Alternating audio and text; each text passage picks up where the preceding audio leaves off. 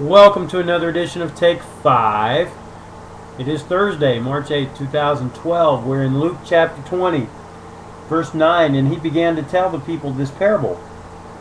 A man planted a vineyard and let it out to tenants and went into another country for a long while. When the time came, he sent a servant to the tenants so that they would give him some of the fruit of the vineyard. But the tenants beat him and sent him away empty-handed. And he sent another servant, but they also beat and treated him shamefully, and sent him away empty-handed. And he sent yet a third. This one also they wounded and cast out. Then the owner of the vineyard said, "What shall I do? I will send my beloved son. Perhaps they will respect him." But when the tenants saw him, they said to themselves, "This is the heir. Let us kill him, so that the inheritance may be ours." And they threw him out of the vineyard and killed him. What then will the owner of the vineyard do to them?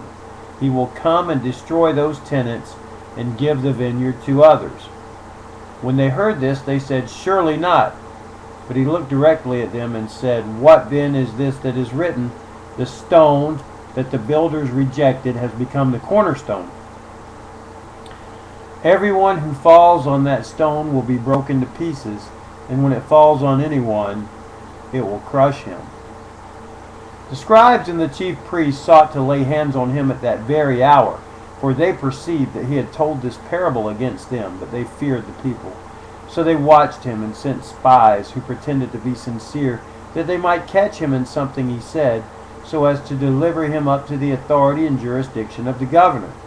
So they asked him, "Teacher, we know that you speak and teach rightly, and show no partiality, but truly teach the way of God. Is it lawful for us to give tribute to Caesar or not?" But he perceived their craftiness and said to them, "Show me a denarius. Whose likeness and inscription does it have?" They said, "Caesar's." He said to them, "Then render to Caesar the things that are Caesar's, and to God the things that are God's."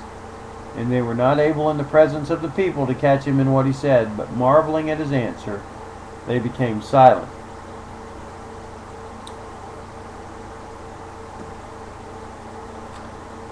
Well, Jesus tells a parable, and the religious prideful leaders figure out he's talking about them.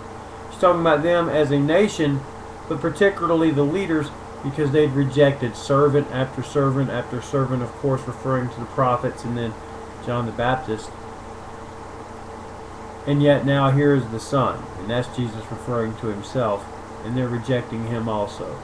So now they're ready to kill him. They want to put hands on him, arrest him, kill him. But they fear the people, because Jesus is still very popular with the people at this point. So they try to trap him. And they come up with a question they think that's going to nail him, because they ask him, is it right to pay taxes to Caesar? And the idea there, see, the Jews were under Roman oppression. They didn't want to be under Caesar. They wanted to be their own separate nation. And so he's asking, is it right? Because it seems like that would be disloyal. It seems like you need to only give honor to God, not to Caesar.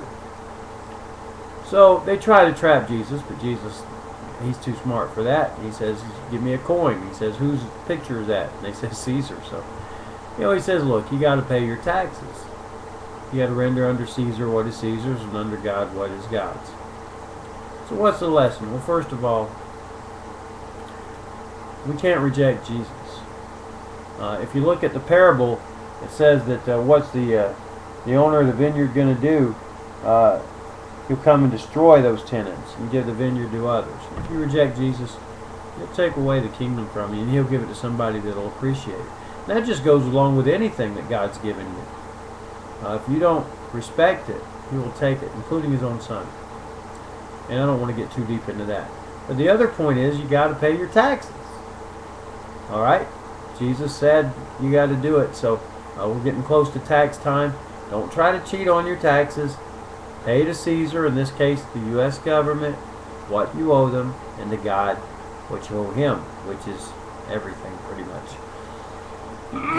Excuse me, still a little under the weather. Appreciate you staying with me. And come back tomorrow for the next edition of Take 5.